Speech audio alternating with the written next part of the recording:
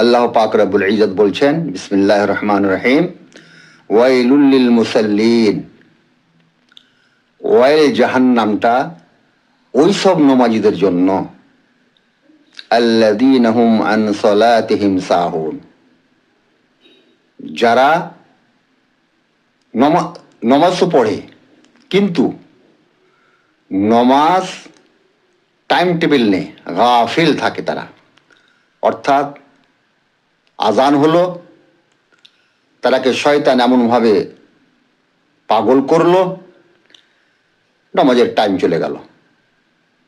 অর্থাৎ টাইমের উপরে যারা নমাজ পড়ে না এবং গফলাতে থাকে, তাদের ওই নমাজীদের জন্য ওয়াইল জাহান্নাম।